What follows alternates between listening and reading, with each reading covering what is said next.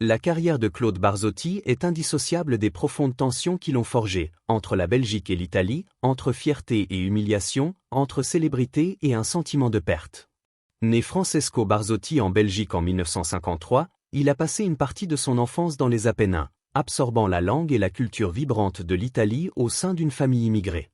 Son père, mineur italien dans le Borinage, offrait le décor d'une vie où le travail était ardu et les opportunités rares. Barzotti décrira plus tard cet environnement avec une honnêteté bouleversante, transformant sa douleur personnelle en chanson universelle. La musique lui a offert une échappatoire à cette rudesse. Adolescent, il se produisait lors de bals du samedi soir avec un orchestre local, complétant ses premiers cachets par de petits boulots, donner des cours de musique, réparer des vélos, travailler comme maçon. Cette débrouillardise deviendra une constante de son histoire. Barzotti n'a pas eu la célébrité sur un plateau d'argent, il l'a conquise, enregistrant un premier single intitulé « Mes amis » à 20 ans, et apprenant les rouages du show-business lorsqu'il devint directeur artistique de Vogue Belgique. Ces années de galère lui ont appris à lire le public, à façonner son personnage de scène, peut-être surtout, à trouver la confiance de chanter sur lui-même, sans filtre. Son véritable décollage arrive en 1981 avec la chanson « Madame », qui a une origine curieuse. Barzotti l'avait écrite à l'origine alors qu'il était mécanicien de 20 ans, inspiré par une femme aperçue pendant sa pause déjeuner. L'enregistrement, retravaillé pour sa sortie commerciale, révélait un mélange puissant de sensibilité poétique et d'une voix rugueuse, une combinaison jugée authentique par le public. Il s'en écoula plus d'1 million d'exemplaires, consacrant Barzotti comme un crooner romantique n'ayant pas peur de dévoiler son cœur. Mais c'est en 1983 que Barzotti scelle son héritage avec Le Rital. Dès les premières notes, la chanson exposait une blessure, la honte, les moqueries, l'isolement d'un enfant portant une identité d'immigré. « Je suis et je le reste », affirmait-il, revendiquant un mot injurieux comme un étendard d'appartenance. Avec sa puissance brute et sa sincérité poétique, Le Rital a parlé à toute une génération d'enfants d'immigrés qui avaient ressenti la morsure de l'exclusion. Le titre s'est hissé au sommet des charts en France, transformant Barzotti d'artiste prometteur en vedette nationale. Ce succès lui a valu des centaines de lettres d'autres travailleurs immigrés qui retrouvaient leur propre histoire dans la sienne. Barzotti dira un jour que la chanson avait permis de désamorcer le mot rital, le transformant en source de fierté. Les années suivantes ont confirmé qu'il n'était pas un artiste d'un seul tube. En 1983, il sort également Je ne t'écrirai plus, qui devient vite un succès en France et décroche un disque d'or l'année suivante. Ses textes, toujours teintés de mélancolie et de sincérité, trouvaient un public fidèle. En 1986, il étend son talent en écrivant La Pension Bianca pour Dalida, prouvant qu'il savait aussi composer pour d'autres. Durant toute la décennie 1980, Barzotti reste dans l'œil du public avec des titres comme Prends bien soin d'elle ou Beau, je serai jamais beau, continuant à livrer ses ballades lentes et émouvantes qui deviendront sa signature. Si les années 1990 commencent par un nouveau succès, Aime-moi, en 1990, le reste de la décennie l'amène à une popularité plus discrète. Ses albums se vendent moins et le public se tourne vers d'autres tendances musicales. Malgré tout, Barzotti ne quitte jamais la scène, restant fidèle aux fans qui l'ont toujours soutenu. En 1998, il participe en tant que juré à Star ce soir, un concours de chant amateur télévisé en Belgique, montrant qu'il savait s'adapter au nouveau format et rester une figure de l'univers du spectacle. La carrière de Barzotti retrouve de l'énergie dans les années 2000 grâce à une vague de nostalgie des années 90, détournée comme Âge tendre et Tête de bois, réunissant les stars françaises d'antan. Que ce soit au Zénith de Lille en 2008 ou à l'Olympia de Paris en 2009, Barzotti prouve que son mélange de regret et de romantisme touche encore. Concert après concert, il offre une voix vieillie mais intacte dans son âme, interprétant des chansons devenues des hymnes personnels pour ses auditeurs. En studio, il continue de créer. En 2015, il sort Le temps qui passe. Puis Un homme en 2019, clôturant une discographie marquée par la constance et l'émotion. Même dans la soixantaine, les chansons de Barzotti portent encore ce même ADN doux amer, une célébration de l'amour mêlé à la douleur d'avoir aimé, la nostalgie d'appartenir à deux mondes à la fois, sans jamais être totalement en paix dans l'un ou l'autre. Il y eut aussi des moments de controverse. En 1997, il écrit un morceau resté inédit, La France est aux Français, destiné à une comédie musicale qui ne verra jamais le jour. Des années plus tard, ses paroles ont suscité des malentendus et des débats, certains y voyant ses opinions personnelles plutôt que celles d'un personnage de théâtre. Mais comme toujours, Barzotti assumait la complexité de son art, prêt à déranger, à questionner, à dire sa vérité. Malheureusement, fin 2020, il révèle être atteint d'une grave maladie, une pancréatite qui le contraindra finalement à annoncer sa retraite.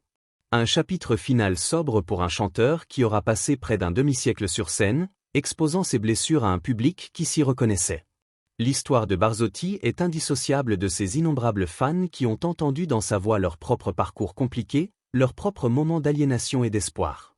Quand les historiens se pencheront sur la place de Claude Barzotti dans la chanson française, ils verront un artiste qui a capturé avec une rare honnêteté le chagrin de l'exil et la douceur de la mémoire. Dans Le Rital et Madame, il a offert à la France et à la Belgique des chansons d'identité et d'émotion, chantées sans honte ni phare.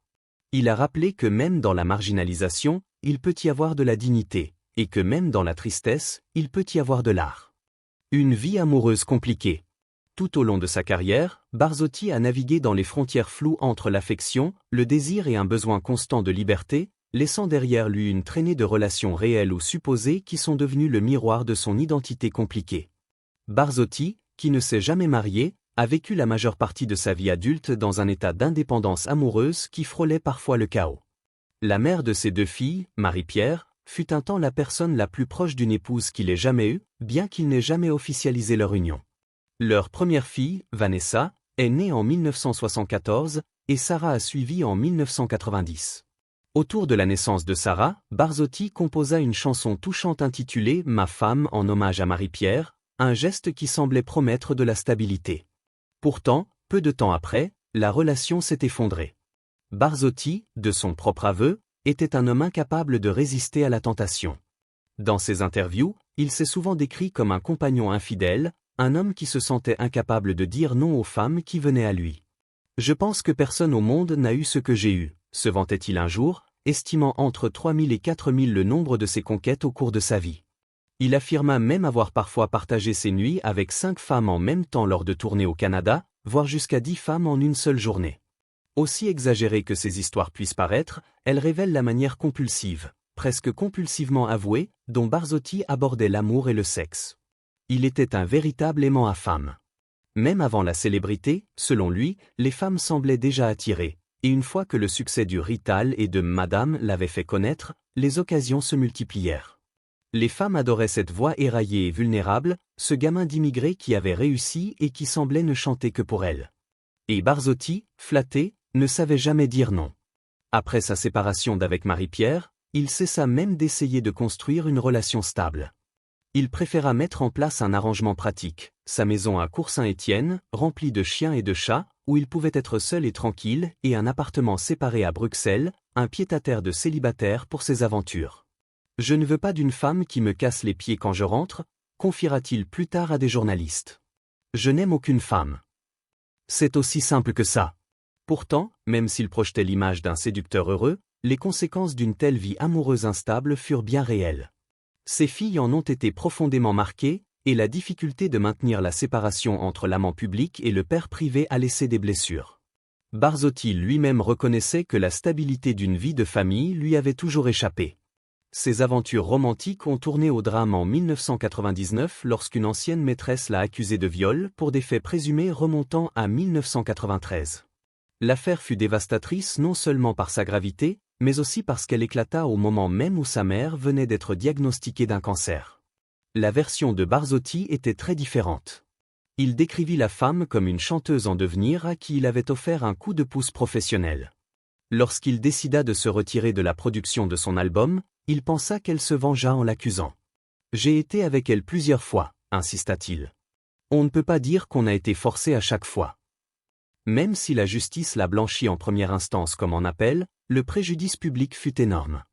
Au Canada, son deuxième plus grand marché après la France, sa réputation s'est effondrée. Pire encore, il dut affronter l'incompréhension de sa fille cadette qui rentra de l'école en lui demandant « Papa, c'est quoi un violeur ?» Malgré tout, Barzotti n'a jamais nié que pour lui, les femmes avaient toujours été une source de réconfort autant que de chaos.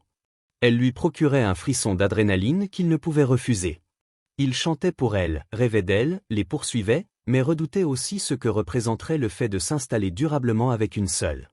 Tard dans sa vie, Il déclara avec une honnêteté résignée qu'il n'était tout simplement pas fait pour la monogamie. Il trouva plutôt la compagnie de ses animaux et la familiarité de son fauteuil dans son salon.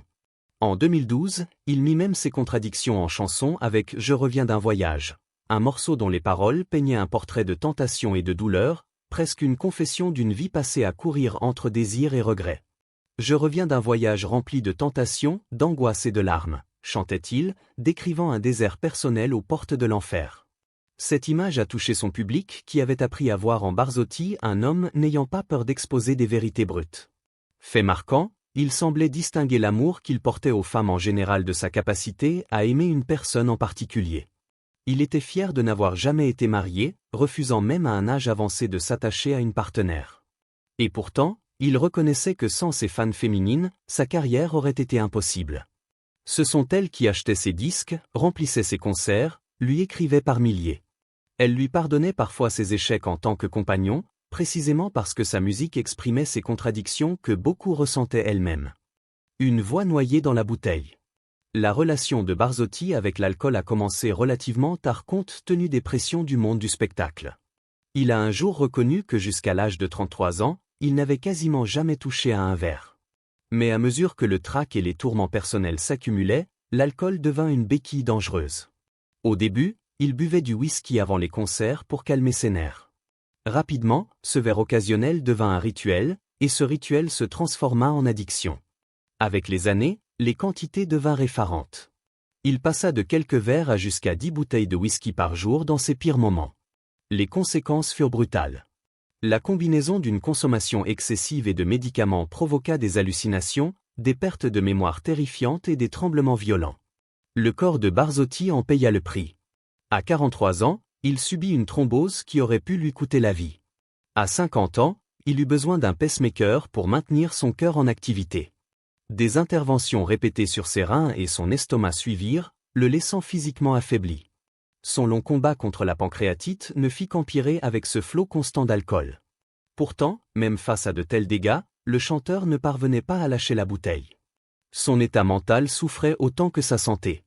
L'alcool nourrissait une spirale de dégoût de soi et de dépression. Malgré une carrière couronnée de succès, Barzotti se sentait vide. Interrogé en 2017 sur ce qui lui manquait encore après tous ses tubes et sa notoriété, il répondit avec une clarté bouleversante : « En fait, je suis malheureux. Je suis honnête avec vous. Je suis vraiment malheureux. Je ne sais pas pourquoi. Ce n'est pas parce que ça marche que tu es heureux. Moi, je suis triste tout le temps. Je passe ma vie à pleurer. » Pour Barzotti, l'alcool était à la fois une échappatoire et un piège. Il expliqua dans une interview que tout avait commencé par un coup de blues qui l'avait poussé à essayer de boire. Dès cette première étape, il chuta lourdement. « Je n'avais jamais bu de ma vie. C'est idiot, hein ? Tout le monde fume des joints dans le showbiz. Pas moi, mais l'alcool, c'est pire, parce que tu deviens bête. » Il en percevait toute l'absurdité. Un homme qui écrivait des chansons pleines d'émotions, mais incapable d'affronter ces mêmes émotions sans les anesthésier. Même dans ces périodes dites de sevrage, la lutte restait évidente. À un moment, il déclara fièrement avoir arrêté le whisky pendant 2 ans, tout en avouant dans la même phrase qu'il buvait toujours une bouteille de vin blanc par jour. Son honnêteté sur ses propres échecs était presque désarmante. L'alcool fort, je n'en veux plus. C'est fini, terminé. L'alcool a quand même détruit ma carrière et m'a détruit moi. C'est triste parce que j'ai tout ruiné, parce que l'alcool te rend bête. Malgré tout, il se battait avec acharnement pour s'en sortir, retournant à plusieurs reprises en cure de désintoxication, déterminé à ne pas rechuter. Pourtant, il gardait toujours un réalisme prudent quant à ses chances. Dans un moment de franchise brutale, il mettait en doute les taux de réussite officiels des cliniques, déclarant « Ils prétendent que 30% des gens qu'ils soignent ne rechutent jamais. Je n'y crois pas. Peut-être 10% y arrivent. » Il se rangeait lui-même parmi ceux qui luttaient encore, toujours vulnérables à retomber dans l'abîme. Le combat qui mit fin à tout. Sa dépendance à l'alcool a infligé un tribut cruel à ses organes. Dans la soixantaine, il a combattu une pancréatite sévère et a subi des opérations aux reins et à l'estomac. Les dommages étaient implacables, le renvoyant à l'hôpital encore et encore pendant des années. En 2020, alors que la pandémie de Covid-19 bouleversait le monde, Barzotti comprit qu'il ne pouvait plus continuer à se produire. L'annulation d'environ 20 concerts le découragea, mais par-dessus tout, il prit conscience de ses propres limites physiques. J'y pensais depuis mars, depuis l'apparition de ce virus, admit-il cette année-là. Je sais que je suis épuisé et que je ne pourrai jamais remonter sur scène. Ça fait 40 ans que je chante. Je pense que j'ai assez donné. Ces dernières années furent marquées par un cycle sans fin de crises de santé. Claude parla sans détour de son état, expliquant fin 2020 qu'il souffrait d'une pancréatite si grave qu'il peinait à tenir debout, nécessitant des visites quotidiennes à l'hôpital et parfois des hospitalisations prolongées. « Je suis gravement malade », confessa-t-il lors d'une interview. « J'ai des problèmes de foie, de pancréas, d'estomac, sans parler de mes soucis récurrents avec l'alcool qui ne sont pas complètement réglés. » Ses médecins étaient de plus en plus pessimistes, lui disant qu'ils n'avaient jamais vu ça et que son pronostic se compliquait de jour en jour. Malgré une surveillance et un traitement constant, la maladie progressa. Le cancer du pancréas, déjà grave, finit par se propager, le laissant fragile et épuisé. Pourtant, Barzotti insista pour affronter la fin de sa vie chez lui, entouré du réconfort tranquille de ses chiens, plutôt que dans une chambre d'hôpital stérile. En décembre 2022, il fit une dernière apparition publique aux funérailles de son ami proche, Grand Jojo. Ceux qui étaient présents furent frappés par sa perte de poids et sa grande fragilité. Malgré son chagrin, il parla avec douceur de la mort de Grand Jojo, disant que c'était une belle mort car son ami était parti sans se rendre compte que c'était la fin. Peut-être enviait-il cette sortie paisible, lui qui affrontait tant de tourments. En 2023, l'état de Barzotti s'était irréversiblement détérioré. Le 24 juin, il s'éteignit à l'âge de 69 ans dans son lit, à son domicile de Court-Saint-Étienne en Belgique, entouré de ses 2 filles adorées. Son manager, Laurent Contat, confirma la triste nouvelle en déclarant « Il est mort dans son lit entouré de ses filles ». Ses filles, Vanessa et Sarah, représentaient une immense fierté pour Claude durant ces dernières années. Il les décrivait comme sa plus belle histoire d'amour et avait même dédié la chanson « Havana » à son aîné. « J'ai toujours été fou d'elle », confia-t-il un jour. Je les aime encore plus depuis que j'ai ces problèmes de santé, car elles me prouvent que je peux compter sur elles quoi qu'il arrive. Ces mots résonnèrent d'autant plus à la fin de sa vie, alors que ses filles veillaient à son chevet. Au milieu de ces tempêtes familiales, Claude ne cessa jamais de penser à sa musique. En 2019, juste avant que sa santé ne s'effondre, il sortit Un homme, un ultime album qui résumait son parcours. Avec du recul, il décrivait sa carrière avec une certaine sérénité, reconnaissant les nombreux succès et la joie qu'ils avaient apportés à ses fans. J'ai offert aux gens, à mes fans que je remercie énormément, des chansons qui leur donnent encore du bonheur, disait-il avec fierté. C'est une grande satisfaction pour moi.